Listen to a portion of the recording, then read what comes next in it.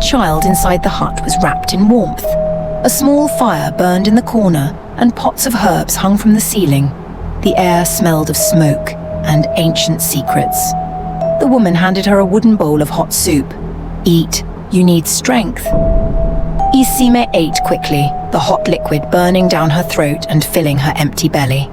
When she was done, the woman sat across from her eyes never leaving Isime's face. "Tell me, child, how did you end up in this forest?" And so Isime told her everything. She spoke of Emma's blindness, Ed's silence, and Ina's death. She told her of the anger of the villagers, how they had cast her out, how her own father had turned away from her. As she spoke, tears ran down her face. The old woman nodded slowly, then she placed her hands on Isime's forehead and closed her eyes. She whispered words too soft to hear. The fire in the hut flickered in the air, and became still when she opened her eyes again. They were filled with the knowledge that it was your stepmothers who did this to you. Isa's breath caught in her throat. "My stepmothers? But why?" The woman sighed. Jealousy, wickedness, their hearts were black with envy. They did not want you to be happy, so they cursed you before you even knew yourself. Isa's hands curled into fists. She remembered the whispers behind her back as a child, the way they made her suffer, the way they treated her mother like nothing. Everything made sense now. "They took everything from me," Isa shouted. "My happiness, my life. They left me with nothing." Her body shook with rage, then she stood up. Her voice was steady, her heart was strong. "I must go back," she said. "I must face them." The old woman smiled. "Yes, child, it is time for the truth to come out." Isime walked with purpose. She was no longer the scared woman who had run into the forest. She was different now, stronger, wiser, ready. The old woman Ira walked beside her, holding her wooden staff. The forest had once swallowed Isime, but now it had given her back. The village came into view. The place that had cast her out now stood before her. She took a deep breath. No fear, no turning back. It was time for the truth. The villagers saw her before she even reached the square. "She has returned," someone shouted. People ran out of their homes, staring and whispering, "Didn't we banish her? How is she still alive?" But Isime did not stop. She walked straight to the elders' hut. The oldest men in the village, the ones who had banished her, sat in a circle talking about village matters. When they saw her, the chief elder stood frozen. "What are you doing here? You are no longer one of us." His voice was steady, clear, unshaken. "I have come for justice. I have come for the truth." The elders frowned, and the villagers gathered around, curious and confused. Then her stepmothers arrived, Mama Eomar, and the others, with Mama Chidi, the wicked one, at the front. Their faces went pale when they saw Isime. She turned to them, her eyes burning with anger. "You cursed me," she said. The crowd gasped, and the stepmothers looked at one another, fear creeping into their eyes. Mama forced a laugh.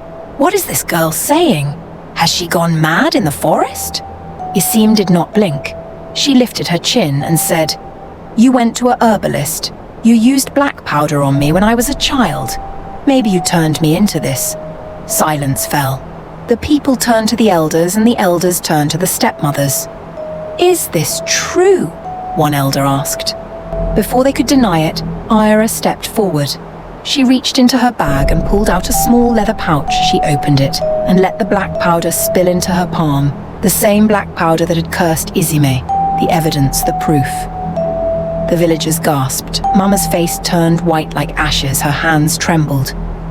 I don't know what this is." But Ira was not finished. She raised her staff and spoke words of old, words that only the wise knew. The fire in the elders' hut flickered, swayed, then roared to life. The villagers staggered back in shock, and in that moment, Mama Chidi fell to the ground. Her body shook, her mouth opened, but no words came out. The elders stepped forward, their faces filled with horror. "You did this to a baby," one of them whispered. Mama Chidi began to cry. She fell on her knees. "Please forgive me."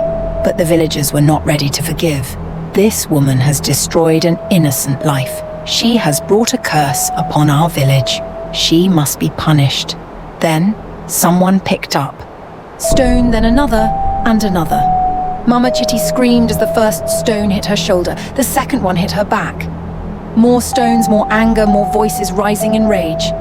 Isime watched without blinking. This was the woman who had cursed her, the woman who had ruined her life, and now she was paying for it. Mama's screams faded. Her body fell still. The stones stopped. She was dead. The villagers turned to the other stepmothers. Their faces were full of fear. They fell to their knees, begging, "Please, we only followed her. It was her idea." But the elders shook their heads. "You watched it happen. You let it happen. You will not live among us anymore." And just like that, they were banished, just like Isime had been. Only now they had nowhere to go. The curse had been broken, but Isime's heart was still heavy. Would she ever be whole again? Would she ever be free? Only time would tell.